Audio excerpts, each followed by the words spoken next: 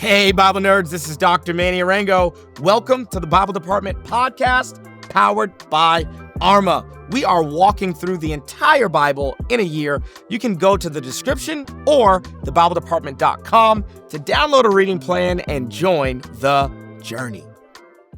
To all my fellow pastors, I've got a question for you. Does your city know that your church exists? Listen, I get it. You're preaching, you're leading, you're discipling, you're doing ministry. We are in the same boat. And let's be honest, social media and marketing, not your strong suit, not mine either. And that's probably the last thing on your mind. And that's why we chose to partner with Church Candy Marketing for our church plant, The Garden. We out here, y'all. They help churches get more actual guests walking through the doors on Sunday without you or I having to stress over ads or algorithms or trying to crack the social media code. Right now, Church Candy is helping nearly 400 churches reach their communities with simple invite ads, and it works. It's super effective. I can tell you from firsthand experience. So if you're tired of being your city's best kept secret, how about you do this? Go to churchcandy.com/Manny and book a free consultation, book a discovery call. Their team will break it all down and show you how to start seeing new faces at your church this Sunday. I'm in the trenches with you, trying to grow the church. And how about we just start a whole campaign? No more empty churches. So let's partner with Church Candy and get our churches full for the glory of Jesus. Let's go.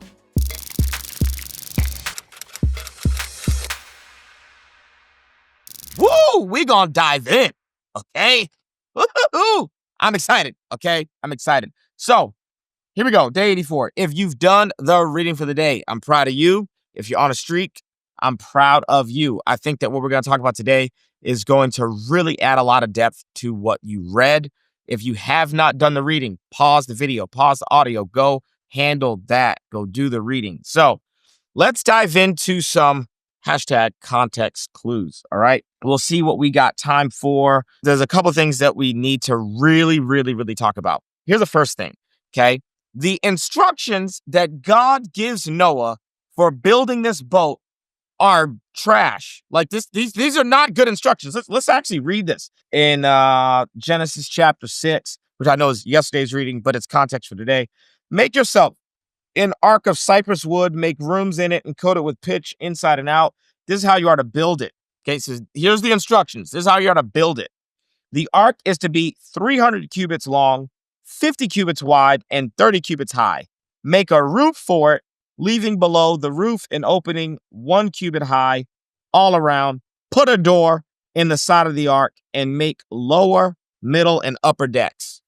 That's the instructions for an ark that's supposed to survive a flood? What kind of directions are these? These instructions are worse than IKEA instructions, okay, for building their terrible furniture. No rudder, no keel, no bow, no mast, no stern. Interesting boat, all right? Next thing that we need to realize, there's 3 distinct sections for this boat. An upper deck, middle deck, lower deck. God commands Noah to build the ark according to a 3-in-1 ratio. Ring a bell, kind of like an outer court, inner court, holy of holies maybe. Also, these cubits sound a bit familiar. Here's what the ark cubits are supposed to be. 300 cubits, the length of the ark. 50 cubits, its width. 30 cubits, its height. Well, let me tell you, in 1 Kings 6, verse 2, the Bible tells us that the temple that Solomon builds for God is supposed to be 60 cubits its length, 20 cubits its width, 30 cubits its height. So a second parallel between this ark and the tabernacle or the temple. Next, get this. We have no information concerning a rudder or keel or any of that, any of the things that you actually need for a boat. But we get instructions for a door. That a boat this big is supposed to only have 1 door. Now let's think about what other building or structure in the Bible has a massive importance on its door. Oh yeah, the tabernacle. And the tabernacle is a type and shadow of the person of Jesus. And Jesus teaches us in John chapter 10, verse 9, that I am the door. If anyone enters by me, he will be saved. He will go in and come out and find pasture. Are there multiple doors to board the ark? No. Were there multiple doors for the temple? No. Are there multiple ways to God? No. Jesus is the only door to salvation. Fifth, the word for ark is really, really, really interesting. Okay. In Egyptian culture, the word for ark is teva. In Egyptian culture, a teva was a chest or a holy shrine or a coffin which housed images and idols of the Egyptian gods. And these were used in Egyptian temples for the purpose of worship. Actually, these chests that were called arks were found in all Egyptian temples. According to a scholar named Abraham Yehuda, there were certain festivals where these arks, tevas, which contained images and idols of the gods, were carried on the Nile, were carried on the water from one temple town to another. Guys, I think that when the original audience of Genesis, the original audience of freed slaves interacted with this story, they were very aware of the Egyptian culture that they were just freed from. They were steeped in that Egyptian culture. Why would God have Noah build a boat, but name it after an Egyptian dwelling place for their gods and idols? Maybe because God wants to fill his teva with creatures made in his image. Maybe because this is more than a boat. Maybe Noah is constructing a temple, that this will be carried on on the raging waters of the flood the same way the Egyptian teva was carried along the Nile. Maybe. Here we go. Noah in Genesis chapter 6, verse 21 is instructed that he has to take food into the ark. Now that seems like common sense. Why does God need to tell him to take food? Well, when we get to Exodus chapter 16, verse 33, guess what? Moses said to Aaron, take a jar and put an omer of manna in it and place it before the Lord so that it can be kept throughout the generations. What other building gets food? That's right. Tabernacle has to bring food into the tabernacle. When the ark rests on Mount Ararat and Noah actually comes out, guess what? He performs one of the largest burnt offerings ever recorded in scripture. Who performs whole burnt offerings again? Oh yeah, priests perform those. What is Noah functioning as? A priest. Why? Because maybe he's managing a temple. Maybe. I think I just gave you, around 7 correlations. I mean, I think that is like enough, but here we go for good measure.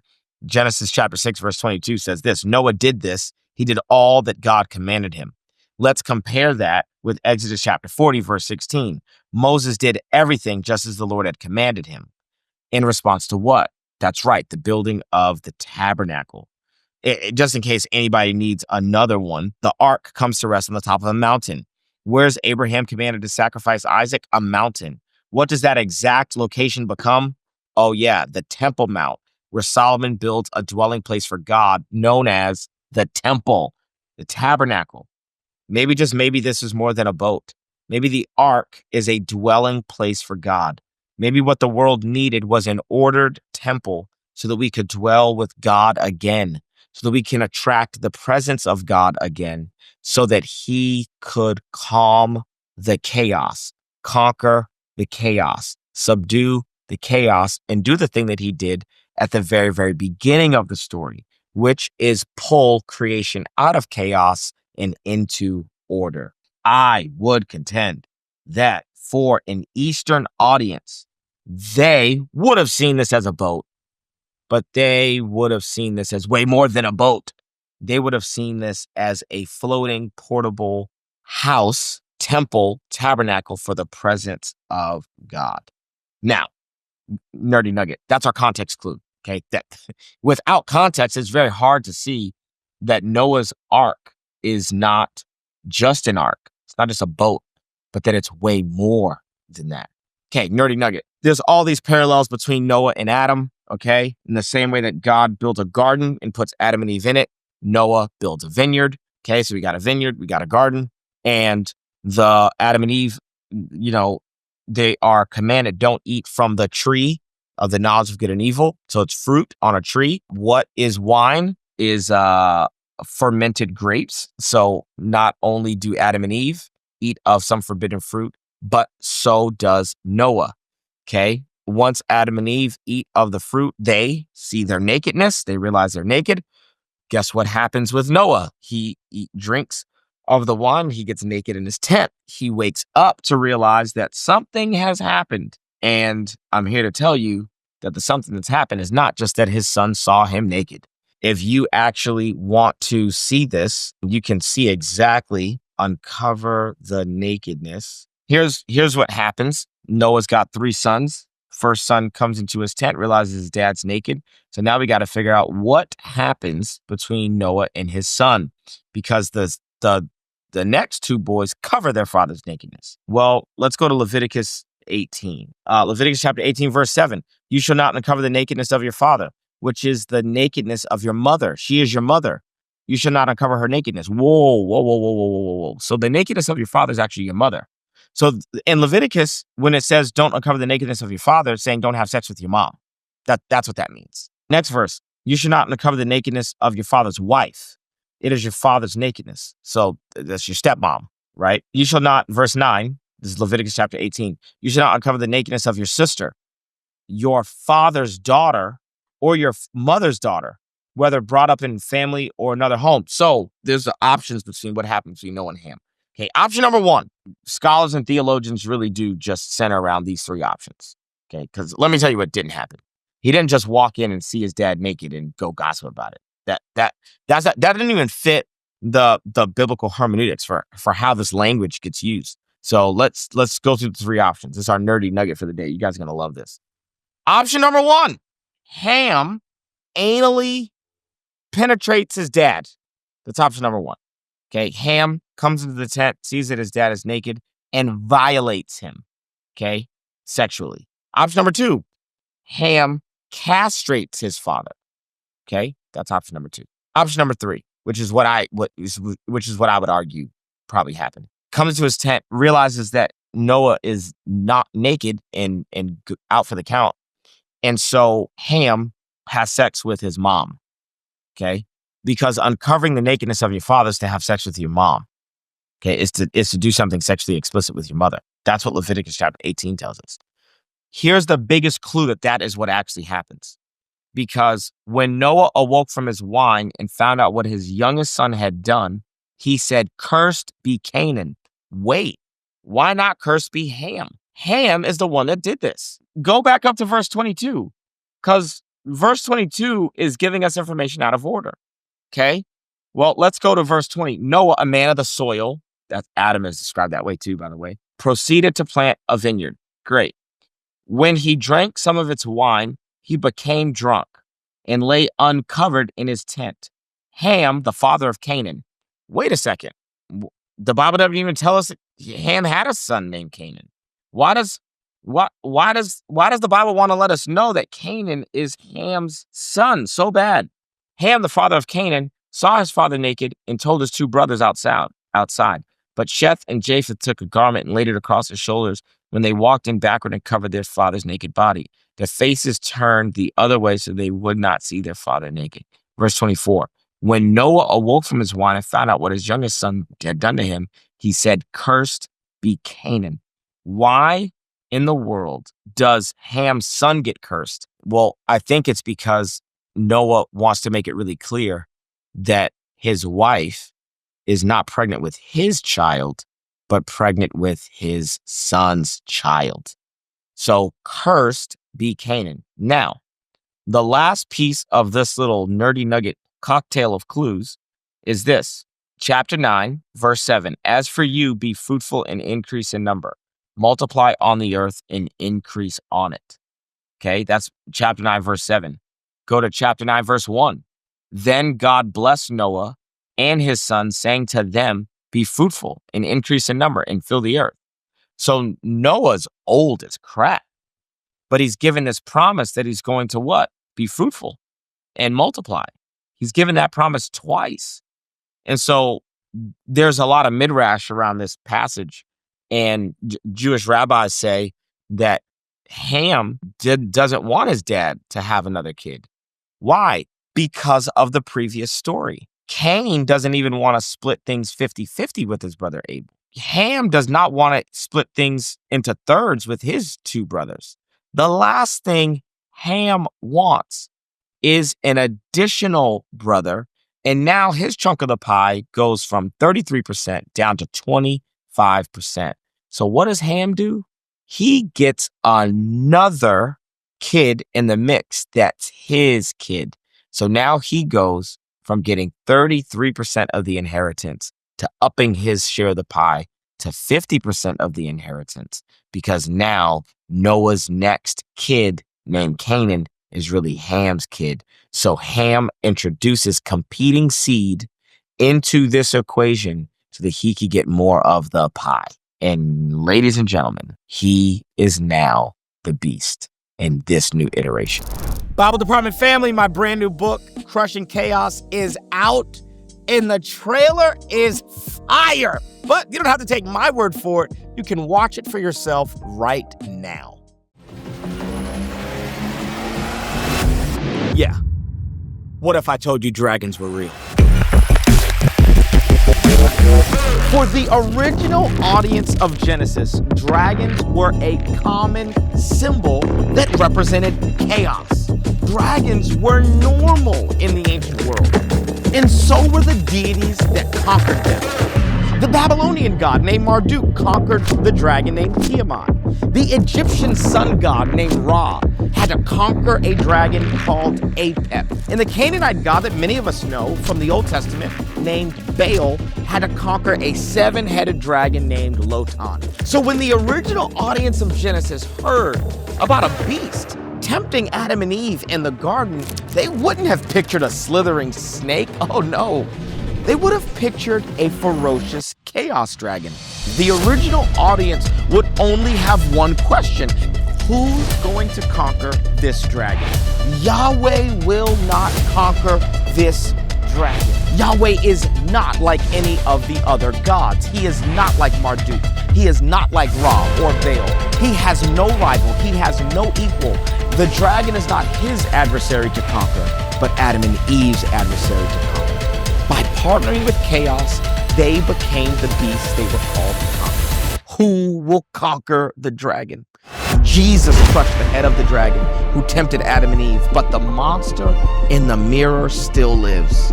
And I want to invite you to tame the beast within and to partner with God in subduing and ordering the cosmos around you. The only question left is this: how do we crush the chaos that we've become?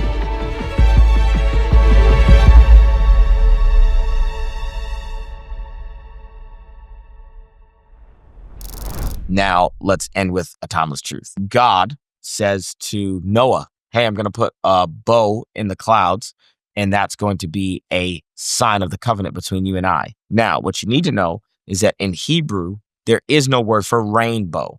In a lot of our translations, we translate that as rainbow, but really it just means bow. And when you think of a bow, what do you think of? I know exactly what I think of. And I know what every single person in an ancient Near Eastern context would have thought of. They would have thought of an archer's bow. They would have thought of a bow that would shoot arrows. And so you've got to ask yourself the question: God puts a bow in the clouds. In what direction is the bow pointing? Yes, ladies and gentlemen, the bow is not pointing down towards humanity, but the bow is pointing up towards him.